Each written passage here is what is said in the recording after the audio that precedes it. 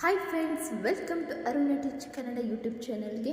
ಇವತ್ತು KSOUನಲ್ಲಿ ಎಕ್ಸಾಮ್ ಕಟ್ಟಿರುವಂತಹ ಫಸ್ಟ್ ಇಯರ್ BA ವಿದ್ಯಾರ್ಥಿಗಳು ಮತ್ತು BCom ವಿದ್ಯಾರ್ಥಿಗಳಿಗೆ ಇರುವಂತಹ ಕನ್ನಡ ಪಠ್ಯಕ್ರಮದಲ್ಲಿ ಬರುವಂತಹ ಹೊಸಗನ್ನಡ ನಾಟಕಗಳಲ್ಲಿ ಒಂದು ನಾನು ಆಗಲೇ ಹರಿಜ್ವನಾರ ಆ ನಾಟಕವನ್ನು ನಾನಾಗಲೇ ಆ ಒಂದು ಪಾಠದ ಸಾರಾಂಶವನ್ನು ಓದಿ ಆಗಲೇ ನಿಮಗೆ ತಿಳಿಸಿದ್ದೇನೆ, ನೀವು ವಿಡಿಯೋನಲ್ಲಿ ನೋಡಬಹುದು.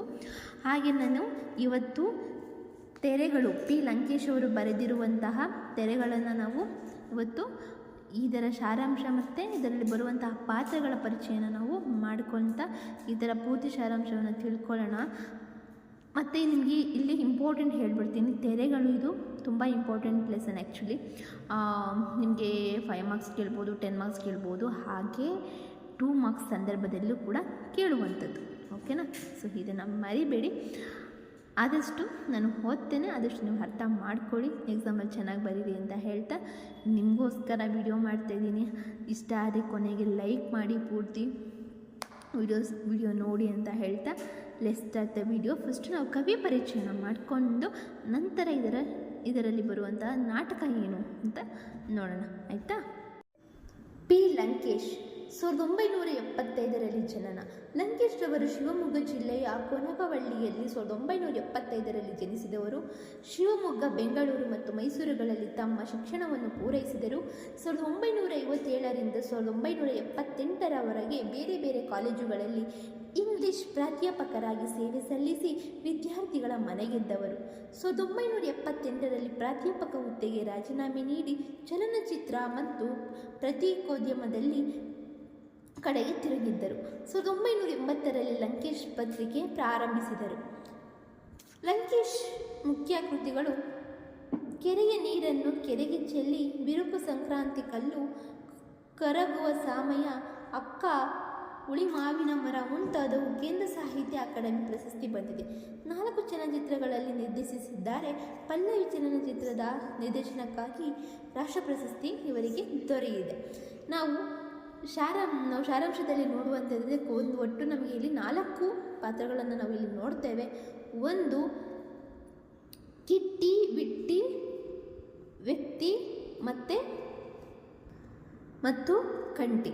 ಸೊ ನಾವು ಇವಾಗ ನಿಮಗೆ ಸಾರಾಂಶವನ್ನು ನಿಮಗೆ ಓದ್ಕೊಂತ ನಿಮಗೆ ಹೇಳ್ತೇನೆ ನೋಡಿ. ತೆರೆಗಳು ತಾಂತ್ರಿಕವಾಗಿ ಹೊಸ ಬಗೆಯ ನಾಟಕವಾಗಿದೆ. ಇಡೀ ನಾಟಕ ಒಂದೇ ದೃಶ್ಯದಲ್ಲಿ ಬೆಳೆದಿದೆ. ಆರಂಭದಲ್ಲಿ ವೇದಿಕೆಯಲ್ಲಿ ಕಂಡುಬರುವ ದೃಶ್ಯ ಮತ್ತು ಪಾತ್ರಗಳೇ ಯಾವುದೇ ಬದಲಾವಣೆ ಇಲ್ಲದೆ ನಾಟಕದ ಕೊನೆಯವರೆಗೂ ಕಾಣಿಸುತ್ತದೆ. ಮೊದಲನೆಯದಾಗಿ ತರಗತಿ ಸನ್ನಿವೇಶ ಇದೆ. ಈ ನಾಟಕದ ವ್ಯಕ್ತಿ ಒಂದು ಕಾಲದಲ್ಲಿ ಅಧ್ಯಾಪಕನಾಗಿರ್ತಾನೆ. ತನ್ನ ಪಾಠದ ಮೂಲಕ ಆದರ್ಶಗಳನ್ನು ವಿದ್ಯಾರ್ಥಿಗಳಲ್ಲಿ ಇದನ್ನು ಆಗುಂತಕರವಾಗಿ ಬಂದವರು ಪರಿಚಯಕೊಳ್ಳುತ್ತಾರೆ. ಅಂದರೆ ನಾವು ಫಸ್ಟ್ನೇದಲ್ಲಿ ಒಂದು ಸ್ಟೇಜ್ ಮೇಲೆ ನಾವು ಅಲ್ಲಿ ಪ್ರಾಧ್ಯಾಪಕರಿರ್ತಾರೆ. ಅಲ್ಲಿಗೆ ಬರುವಂತಹ 3 ಅವರ ಒಂದು ಪ್ರಾಧ್ಯಾಪಕರಿರ್ತಾರೆ ಮತ್ತು ಅಲ್ಲಿಗೆ ಬರುವಂಥ ವಿದ್ಯಾರ್ಥಿಗಳು ಬರುತ್ತಾರೆ. ಸೊ ಆವಾಗ ವ್ಯಕ್ತಿ ಬರ್ತಾನೆ, ವ್ಯಕ್ತಿ ಬಂದು ಬಾಗಿಲು ತೆಗಿತಾನೆ. ಆಗ ವ್ಯಕ್ತಿ, ನೀವು ಯಾವ ಊರಿನ ಕಾಲೇಜಿನವರು ಎಂತಾರೆ ಕೇಳ್ತಾರೆ ಯಾರನ್ನ ವಿದ್ಯಾರ್ಥಿಗಳನ್ನು, ಅದೇ ಕಿಟ್ಟಿ, ವಿಟ್ಟಿ, ಕಂಟಿನ. ಆಗ ವಿದ್ಯಾರ್ಥಿಗಳು ತಮ್ಮ ಹೆಸರನ್ನು ಯಾವ ಊರಿನ ಕಾಲೇಜಿನಲ್ಲಿದ್ದಿ ಎನ್ನಲು ಆಗುಂತಕರು, ನೀವು ಹೇಳಿ ಯಾವ ಊರಲ್ಲಿ ನೀವು ನಮಗೆ ಪಾಠ ಹೇಳುತ್ತಿದ್ದಿದ್ದು ಎಂದು ಇವರೇ ಕೇಳ್ತಾರೆ. ಇವರು ನನ್ನಪ್ಪ ಮೇಸ್ಟ್ರು ಇವ್ರನ್ನ ಕೇಳಿದ್ರೆ ಇವರು ಅವ್ರನ್ನೇ ಕೇಳ್ತಾರೆ, ನೀವೇ ಹೇಳಿ, ನೀವು ಯಾವಾಗ ನಮಗೆ ಪಾಠ ಮಾಡ್ತಿದ್ರಿ ಅಂತ ಹೇಳ್ತಾರೆ.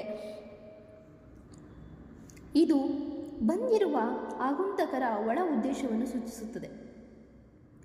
ವ್ಯಕ್ತಿ ಚಿಕ್ಕಮಗಳೂರು, ಶಿವಮೊಗ್ಗ ಮೊದಲಾಗಿ ನೆನಪಿಕೊಳ್ಳಲು ಮುಂದಾದಾಗ ಅಲ್ಲಿ ಅಲ್ಲ ಎಂದು ನಿರಾಕರಿಸುತ್ತಾರೆ. ಆಗ ಅಂದರೆ ವ್ಯಕ್ತಿ ಅಂದರೆ ಮೇಸ್ಟ್ರು ನೆನಪಿಸ್ಕೊತಾರೆ, ನೀವು ಶಿವಮೊಗ್ಗದವರು ಅಂತ. ಅದಕ್ಕೆ ಇವರು ಹೇಳ್ತಾರೆ ಅಲ್ಲ ಅಂತ ಹೇಳ್ತಾರೆ. ಆದರೆ ಈ ವ್ಯಕ್ತಿ ಮಾಡಿರುವ ಅನ್ಯಾಯಗಳನ್ನು ಅವನ ಬಾಯಿಂದಲೇ ಬಿಡಿಸಬೇಕೆಂಬ ಉದ್ದೇಶದಿಂದಲೇ ಇವರು ಅಂದರೆ ಪ್ರಾಧ್ಯಾಪಕರವರು ಇದ್ದಾಗ ಅವರು ಏನೆಲ್ಲ ಕೆಟ್ಟ ಕೆಲಸಗಳನ್ನು ಮಾಡಿದರು ಅನ್ನೋದನ್ನು ಇವ್ರ ಬಾಯಿಂದನೇ ಬಾಯಿ ಬಿಡಿಸ್ಬೇಕು ಅಂತ ಈ 3 ವಿದ್ಯಾರ್ಥಿಗಳು ಆ ಒಂದು ಇದರಲ್ಲಿರ್ತಾರೆ. ಸೊ ಆಗ ಕಂಟಿ ತಾನು ಆ ತರಗತಿಯಲ್ಲಿ ಮಾನಿಟರ್ ಆಗಿದ್ದನ್ನು, ವಿಟ್ಟಿ ತಾನು ಆ ತರಗತಿಗೆ ಬೋಲ್ಟ್ ಆಗಿದ್ದನ್ನು ಧ್ಯಾನಿಸುತ್ತಾನೆ. ವಿಟ್ಟಿ ಎತ್ತರವಾದನು, ಗಿದ್ದರಿಂದ ಹೊರಗಿಂದ ಯಾರೇ ಬಂದು ಬಾಗಿಲು ಬಡಿದರೂ ಈತನೇ ಮುಂದೆ ಬಂದು ಬಾಗಿಲ ಬೋಲ್ಟ್ ತೆಗೆಯುತ್ತಿದ್ದನಂತೆ. ಹೀಗೆ ತರಗತಿಯನ್ನು ನೆನಪಿಸುವ ವಿಟ್ಟಿ ಒಮ್ಮೆ ಬಾಗಿಲು ತೆಗೆದಾಗ ಒಂದು ಬುಲ್ಡಾಗ್ ತರಗತಿಯೊಳಗೆ ಬಂದು ಮುದ್ದು ಮುಖ, ಪಳಪಳ ಕಣ್ಣು ಇದ್ದ ಕಡೆ ನಿಂತು ಬೊಗಳಲು ಆರಂಭಿಸಿದಂತೆ.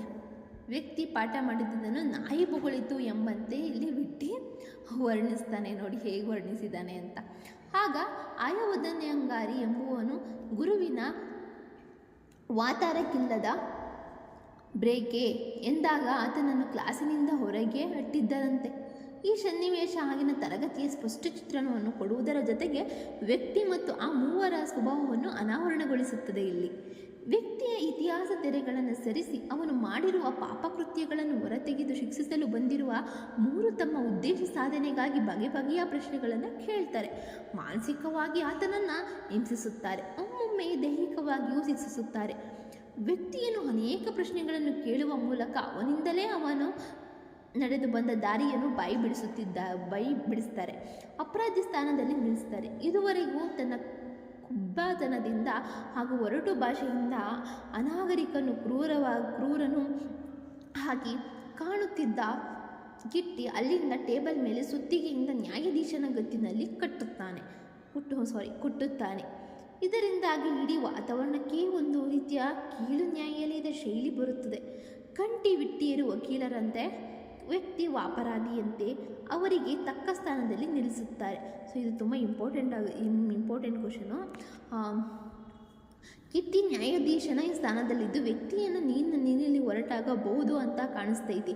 ಅದಕ್ಕೆ ಮುಂಚೆ ಇಲ್ಲಿ ಹೇಳೋದು ಏನಾರು ಆಯಿತೋ ಎನ್ನುವುದು ವ್ಯಕ್ತಿ ಹೊರಡಲು ಮುಂದಾದಾಗ ಬಿಟ್ಟು ತಡೆ ನಿಲ್ಲಿಸಿ ವಿಕಟವಾಗಿ ನಗುವನು. ಕಂಟಿ ಹೋಗೋಕೆ ಮುಂಚೆ ಕೊನೆ ಆಸೆ ಎಂದು ಕೇಳುವುದು. ವ್ಯಕ್ತಿ ತಪ್ಪನ್ನು ಒಪ್ಪಿಸಿಕೊಂಡು ಕ್ಷಮಿಸುವಂತೆ ಕೋರುವುದು. ಕಿಟ್ಟಿ ಹುಟ್ಟು ಒಂದು ಸಲ, ಸಾವು ಒಂದು ಸಲ, ತಪ್ಪು ಒಂದು ಸಲ, ಶಿಕ್ಷೆ ಒಂದು ಸಲ ಎಂದು ಹೇಳುವುದು. ಕಡೆಗೆ ವ್ಯಕ್ತಿಯನ್ನು ಚಿಕ್ಕ ಸ್ಟೂಲಿನ ಮೇಲೆ ನಿಲ್ಲಿಸುವುದು.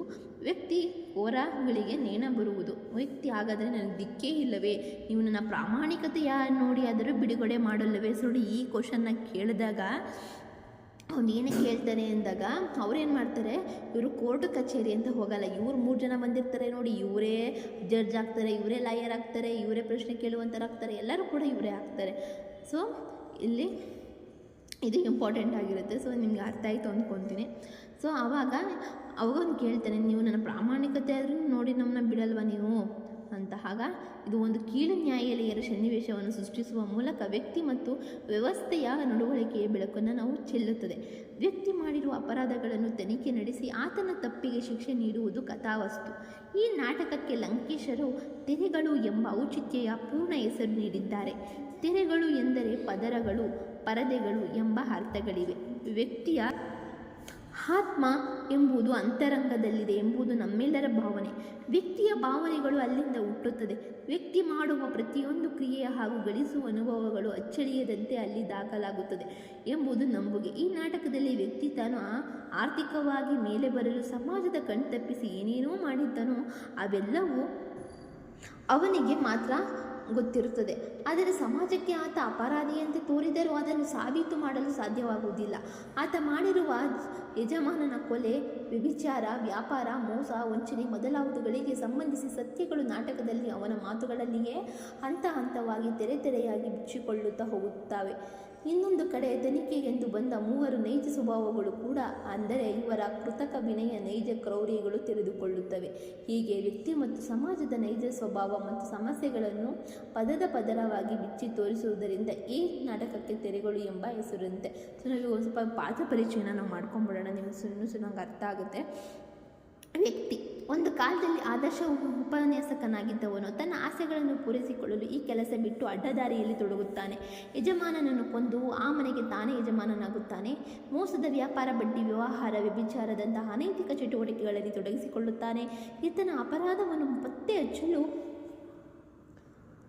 ಬರುವ ಆಗಂತಕರು ಈತನನ್ನು ಬಗೆ ಬಗೆಯ ಪ್ರಶ್ನೆಗಳ ಮೂಲಕ ಸಾವಿನ ಕುಣಿಕೆಯಲ್ಲಿ ಸಿಕ್ಕಿಸುತ್ತಾರೆ. ನಾಟಕದ ಕೊನೆಯ ಈತನ ಕೊರಳಿನ ನೇಣು ಬೀಳುತ್ತದೆ. ವ್ಯಕ್ತಿ ನಾಟಕದಲ್ಲಿ ಒಬ್ಬ ಮನುಷ್ಯನಾಗಿ ಹಾಗೂ ಸಮಾಜದ ಕೃತಕ ಇತಿಹಾಸದ ಸಂಕೇತವಾಗಿ ಚಿತ್ರಿತವಾಗಿದ್ದಾನೆ. ಕಂಠಿ ವ್ಯಕ್ತಿ ಅಪರಾಧವನ್ನು ತನಿಖೆ ಮಾಡಲು ಬರುವ ಆಗಂತಕರಲ್ಲಿ ಒಬ್ಬ. ಈತ ಉತ್ತರದಲ್ಲಿ ಇಟ್ಟಿ ಮತ್ತು ಕಿಟ್ಟಿಯರಿಗೆ ಮಧ್ಯಮದವನು. ಉಳಿದವರಿಗಿಂತ ಈತನ ಮಾತುಗಳು ಹೆಚ್ಚು ಸುಸಂಸ್ಕೃತ ಮತ್ತು ಮಾತು ನಡವಳಿಕೆಯಲ್ಲಿ ನಾಗರಿಕನಂತೆ ಕಾಣುತ್ತಾನೆ. ಕ್ಯಾಪ್ಟನ್ ರೀತಿ ಕಂಡುಬರುವ ಕಂಠಿ ಇಡೀ ತನಿಖೆಯನ್ನು ನಿಯಂತ್ರಿಸುತ್ತಾನೆ. ವಿಟ್ಟಿ ಕಂಠಿ ಮತ್ತು ಕಿಟ್ಟಿಯರಿಗಿಂತ ಎತ್ತರದವನು. ರಂಗಶೆಟ್ಟರ ಜ್ಯೇಷ್ಠ ಪುತ್ರ, ಕಲಿಯುವುದರಲ್ಲಿ ದಡ್ಡ. ಎತ್ತರದಿಂದ ವಿದ್ಯಾರ್ಥಿಯಾಗಿದ್ದಾಗ ಇವನೇ ಬಾಗಿಲು ಬೋಲ್ಟ್ ತೆಗೆಯುತ್ತಿದ್ದ, ಆದ್ದರಿಂದ ಇವನ ಬೋಲ್ಟ್ ಎಂದೇ ಹೆಸರಾಯಿತು. ವ್ಯಕ್ತಿಯನ್ನು ತನಿಖೆಗೊಳಪಡಿಸಿ ಅವನ ಅಪರಾಧವನ್ನು ಪತ್ತೆ ಹಚ್ಚುವಲ್ಲಿ ಸಂದರ್ಭೋಚಿತವಾಗಿ ಸಂಹರಿಸುತ್ತಾನೆ. ಕಿಟ್ಟಿ ಈತ ವಿಟ್ಟಿ ಕಂಠಿಯರಿಗಿಂತ ಕುಳ್ಳ, ಆದರೆ ಸ್ವಭಾವದಲ್ಲಿ ಒರಟ. ಇವನ ಮಾತುಗಳನ್ನು ಕೇಳಿದಾಗ ತಿಳಿಯುತ್ತದೆ ವ್ಯಕ್ತಿಯ ಅಪರಾಧ ಪತ್ತೆ ಹಚ್ಚುವಲ್ಲಿ ಈತ ಕೂಡ ಸಂದರ್ಭೋಚಿತವಾಗಿ ಸಹಕರಿಸುತ್ತಾನೆ. ಈತನ ಮಾತುಗಳ ಆ ಸಂದರ್ಭಕ್ಕೆ ಕ್ರೂರವಾಗಿ ಕೇಳಿ ಬಂದರೂ ಪರೋಕ್ಷವಾಗಿ ಪರಿಣಾಮಕಾರಿಯಾಗಿಯೇ ಇರುತ್ತದೆ. ನಾಟಕ ಆರಂಭದಿಂದ ಕೊನೆಯವರೆಗೂ ವ್ಯಕ್ತಿಯನ್ನು ತನಿಖೆಗೊಳಪಡಿಸಿದ ವಿವರವನ್ನು ನೋಟ್ಬುಕ್ನಲ್ಲಿ ಬರೆದುಕೊಳ್ಳುವ ಕೆಲಸ ಈತನದು. ನ್ಯಾಯಾಧೀಶನ ಸ್ಥಾನದಲ್ಲಿ ನಿಂತು ವ್ಯಕ್ತಿಯ ಅಪರಾಧಗಳಿಗೆ ತಕ್ಕ ಶಿಕ್ಷೆ ವಿಧಿಸುವವನ ಆಗುತ್ತಾನೆ.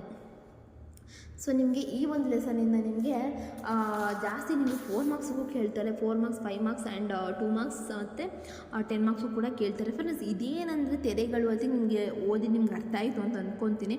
ಅಂದರೆ ಅವರು ಅಂದರೆ ವ್ಯಕ್ತಿ ಪ್ರಾಧ್ಯಾಪಕರಾಗಿದ್ದಾಗ ಅವರು ಆವಾಗ ಏನೋ ಅವ್ರ ಕರ್ತವ್ಯನ ಬಿಟ್ಟು ಬೇರೆ ಕೃತ್ಯದಲ್ಲಿ ಅವರು ತೊಡಗಿ ಅವ್ರು ಮಾಡಿರುವಂತಹ ಪಾಪಕರ್ಮಗಳನ್ನೆಲ್ಲ ಇವರು ಬಾಯಿ ಬಿಡಿಸಿ ಅವನಿಗೆ ಶಿಕ್ಷೆ ಕೊಡಬೇಕು ಅಂತ ಈ 3 ವ್ಯಕ್ತಿಗಳು ಮತ್ತು ಈ ವ್ಯಕ್ತಿಯ ನಡುವೆ ನಡೆಯುವಂಥ ಸಂಭಾಷಣೆಯನ್ನು ನಾನು ನಿಮಗೆ ಟೆಕ್ಸ್ಟ್ ಬುಕ್ನಲ್ಲಿಲ್ಲ, ನಾನು ಒಂದು ಸಾರಾಂಶದ ಪ್ರಕಾರ ನಿಮಗೆ ಹೇಳಿದೆ, ಅಂದರೆ ಶಾರ್ಟ್ ಮಾಡಿ ನಿಮಗೆ ಹೇಳಿದ್ದೀನಿ. ಯಾಕಂದರೆ ನಿಮಗೆ ಇದರಿಂದ ನೀವು ಒಂದು ಸಲ ಓದ್ಕೊಂಡ್ರೆ ನೀವು ಅದು ಒಂದು ಸಲ ಮೈಂಡಲ್ಲಿ ಹೋದರೆ ನೀವು ಆರಾಮಾಗಿ ನೀವು ಓನಾಗೆ ಬರೀಬಹುದು. ಏನು ನಿಮಗೇನು ಕಷ್ಟ ಇಲ್ಲ. ಬಟ್ ಏನಂದರೆ ನೀವು ಪಾಠದ ಒಂದಂದರೆ ನಾಟಕದ ಕವಿಯ ನೇಮನ್ನು ನೀವು ತಿಳ್ಕೊಳ್ಳಿ. ಯಾಕಂದರೆ ಕೆಲವೊಂದು ಸಲ ಪಿ ಲಂಕೇಶ್ ಅಂತ ಕೊಟ್ಬಿಡ್ತಾರೆ. ನೀವು ಪಿ ಲಂಕೇಶ್ ಅಂತ ಕೊಟ್ಟಾಗ ನೀವು ಯಾವ ಲೆಸನ್ ಅಂತ ಟಕ್ ಅಂತ ನಿಮ್ಮ ತಲೆಗೆ ಬರಬೇಕು ತೆರೆಗಳು ಅಂತ. ಸೊ ಹಾಗೆ ಮರಿಬೇಡಿ, ಚೆನ್ನಾಗಿ ಓದ್ಕೊಳ್ಳಿ, ಎಕ್ಸಾಮ್ ಪ್ರಿಪೇರ್ ಆಗಿ ಅಂತ ಹೇಳ್ತಾ ನಿಮ್ಗೆ ಇಷ್ಟ ಆದರೆ ಲೈಕ್ ಮಾಡಿ. ಹಾಗೆ ನನ್ನ ಹೆಚ್ಚಿನ ವೀಡಿಯೋಸ್ಗಾಗಿ ಮುಂದಿನ ದಿನಗಳಲ್ಲಿ ನಾನು ಫಸ್ಟ್ ಇಯರ್ ಹಿಸ್ಟ್ರಿ ಮತ್ತು ಆಲ್ಮೋಸ್ಟ್ ಕನ್ನಡ ಇನ್ನೇನು ಮುಗಿತಾ ಇದೆ. ಸೊ ಇನ್ನು ಇಂಗ್ಲೀಷ್ ನಿಮಗೆ ಸಮ್ಮರಿ, ಎಲ್ಲ ಲೆಸನ್ಸು ಸಮ್ಮರಿನ ನಾನು ವಿಡಿಯೋ ಅಪ್ಲೋಡ್ ಮಾಡ್ತೇನೆ. ಇದು ಮಾಡ್ತಿದ್ದೇನೆ, ಇನ್ನೂ ಹೆಚ್ಚು ಮಾಡ್ತೇನೆ. ಹಾಗೆ ಹಿಸ್ಟ್ರಿ ಕೂಡ ನಿಮಗೆ ಎಕ್ಸ್ಪ್ಲೇಷನ್ ಮಾಡ್ತೀನಿ.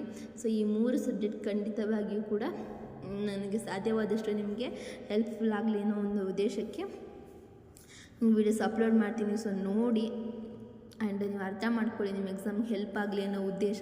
ಹಾಗೆ ನಿಮಗೆ important questions and important lesson ಏನು ಅಂತ ನಿಮಗೆ ಎಕ್ಸಾಮ್ ಹತ್ತಿರ ಬಂದಾಗ ನಿಮಗೆ ತಿಳಿಸ್ಕೊಡ್ತೀನಿ ಅಂತ ಹೇಳ್ತಾ, ಇಷ್ಟ ಆದರೆ ಲೈಕ್ ಮಾಡಿ, ಹಾಗೆ ಸಬ್ಸ್ಕ್ರೈಬ್ ಮಾಡಿ, ಆಲ್ ನೋಟಿಫಿಕೇಷನ್ ಮೇಲೆ ಕ್ಲಿಕ್ ಮಾಡಿ ಅಂತ ಹೇಳ್ತಾ, see you the next video. Bye, take care.